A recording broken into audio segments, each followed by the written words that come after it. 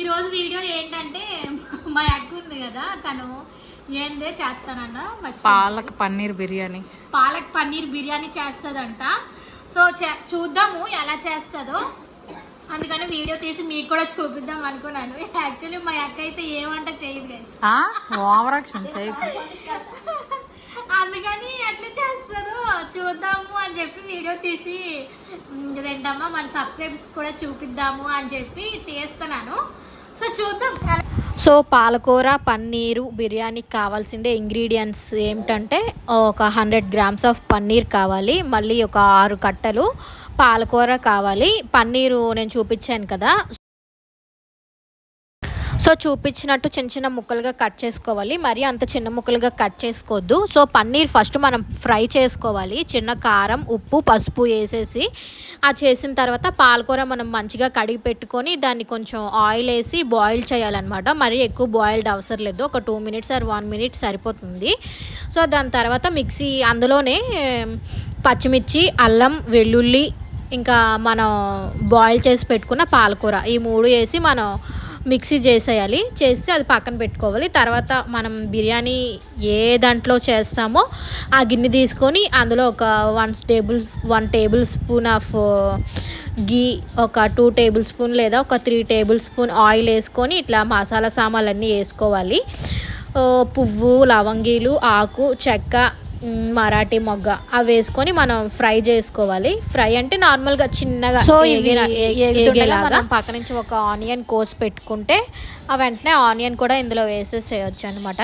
So ఒక్క ఆనియనే సరిపోద్ది మేము తీసుకునే రైస్ క్వాంటిటీకి. సో అవి కూడా వేసేసి మనం ఫ్రై చేసేయచ్చు. ఫ్రై చేసిన తర్వాత మళ్ళీ ఏమంటే ఆనియన్స్ కూడా ఎక్కువగా యాగన అవసరం లేదు, ఎందుకంటే కొంచెం పచ్చిగా ఉంటే బాగుంటాయి అన్నమాట ఆనియన్స్ కూడా. మనమైతే ఈ బిర్యానీ ఏ రైస్తోనైనా చేసుకోవచ్చు. మేమైతే బాస్మతి రైసే తీసుకున్నాము. అవి బాస్మతి రైస్ తీసుకుంటే మనం ఏం చేయాలంటే ఒక 1 hour లేదా 1.5 hour ముందు మనం నానబెట్టుకొని ఉంచుకోవాలన్నమాట. మేమైతే 2 glasses ఆఫ్ బాస్మతి రైస్ తీసుకున్నాము. ఒక గ్లాస్ బాస్మతి రైస్ మనం తీసుకుంటే 1.5 glass వాటర్ వేయాలి. సో మేము 2 glass బాస్మతి రైస్ తీసుకున్నాం కాబట్టి, సో ఆ గ్లాస్తో 1.5 వాటర్ కాబట్టి 3 glass వాటర్ వేసుకున్నాం అనమాట.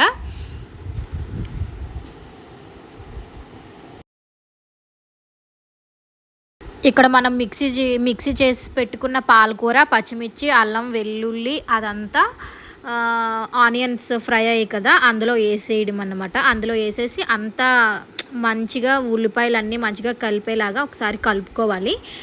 ఇందులోనే ఏమంటే ఉప్పు కారం పసుపు నెక్స్ట్ జీలకర్ర మేము మర్చిపోయాము, జీలకర్ర పొడి వేసుకొని మనం పచ్చిమిర్చి వేసుకున్నాం కదా, పచ్చిమిర్చి మనకి సరిపోద్ది అంటే మనం ఎక్స్ట్రా కారం వేసుకోవాల్సిన అవసరం లేదు మాకు కొంచెం స్పైసీ కావాలి అంటే మనం కారం వేసుకోవచ్చు. మాకైతే పచ్చిమిర్చి స్పైసీ సరిపోదు, అందుకనే మేము చిల్లీ పౌడర్ కూడా వేసుకున్నాం అనమాట. సో పౌడర్ వేసి కారం వేసుకున్న తర్వాత కూడా మొత్తం మంచిగా కారం అంతా మిక్స్ అయ్యేలాగా మళ్ళీ కలుపుకోవాలి, అడుగు పట్టకుండా చూసుకోవాలన్నమాట. సో మనం పాలకూర వేసిన తర్వాత ఒకసారి అంతా మంచిగా కలుపుకొని దానిపైన మూత పెట్టేసేయాలి. ఎందుకంటే పాలకూరలో ఉండే స్మెల్ ఉంటుంది కదా, పాలకూర స్మెల్ పచ్చిదనం పోయే వరకు పాలకూరలో పచ్చిదనం పోయే వరకు మనం మూత పెట్టి క్లోజ్ చేయాలి. సో మనం మూత పెట్టేటప్పుడు అది అడుగు పడుతూ ఉంటుంది, అది కూడా చూసుకుంటూ ఉండండి. సో అది అయిపోయిన తర్వాత నేను ఇందాక చెప్పాను కదా 2 glass ఆఫ్ బాస్మతి రైస్ తీసుకున్నామని చెప్పి, అది కూడా వేసేసి మొత్తం పాలకూర రైసు మంచిగా మిక్స్ అయ్యేలాగా కలుపుకోవాలి. సో ఇలా పాలకూర రైసు మంచిగా మిక్స్ అయిపోయేలాగా మనం కలుపుకోవాలి. ఇందాక చెప్పాను కదా జీలకర్ర వేయడం మర్చిపోయామని చెప్పి, అందుకని ఇప్పుడు జీలకర్ర పౌడర్ వేసుకుంటున్నాము. సో జీలకర్ర పౌడర్ వేసుకున్న తర్వాత కూడా మంచిగా ఆ జీలకర్ర పౌడర్ కూడా మంచిగా కలిసేలాగా కలుపుకోవాలి. సో అంతా మంచిగా కలుపుకున్న తర్వాత మనం కొలిచి పెట్టుకున్నాం కదా ఆ వాటర్ కూడా వేసేసి మంచిగా కలుపుకొని ఉప్పు కారం అంతా చూసుకోవాలన్నమాట. ఉప్పు సరిపోకపోతే ఇంకా కొంచెం యాడ్ చేసుకోవాలి. మాకు సరిపోలేదు, మేమైతే యాడ్ చేసుకున్నాము. ఇదంతా అయిపోయిన తర్వాత మూత పెట్టేసేయాలన్నమాట. సో మళ్ళీ ఇంకోటి ఏమంటే అందులోనే ఒక నిమ్మకాయ తీసుకొని నిమ్మకాయలో హాఫ్ కట్ చేసి రసం పిండుకోవాలన్నమాట. ఒక టేబుల్ స్పూన్ అట్లా సరిపోతుంది. అది కూడా వేసుకున్న తర్వాత కొంచెం కొత్తిమీర వేసుకొని మంచిగా మళ్ళీ కలుపుకొని మూత పెట్టేసేయడమే. మూత పెట్టేసిన తర్వాత అది బాయిల్డ్ అవుతూ ఉంటుంది కదా, మధ్య మధ్యన మనం కలుపుకుంటూ ఉండాలన్నమాట. ఎందుకంటే మళ్ళీ కింద భాగం మాడకుండా ఉండేకన్నమాట. సో మా అక్కగా అయితే మాత్రం కొత్తిమీర ఫేవరెట్. అసలు ఎంత పచ్చి కొత్తిమీర కూడా తినేద్ది అనమాట. చూడండి ఎంత కొత్తిమీర వేసిందో. నాకైతే అస్సలు కొత్తిమీరనే నచ్చదు. సో మంచిగా మూత పెట్టేసిన తర్వాత ఉండాలి. ఒక 15 మినిట్స్ అట్లా ఉండిన తర్వాత మళ్ళీ ఒకసారి మూత తీసి కలుపుకోవాలి. చెప్పాను కదా అడుగు పట్టకుండా. అట్లని మనం ఎక్కువ తిప్పేసామనుకోండి ఆ బాస్మతి రైస్ కాస్త నార్మల్ స్టోర్ రైస్ అయిపోతాయి అన్నమాట. చిన్న చిన్నగా ముక్కలు అయిపోతాయి.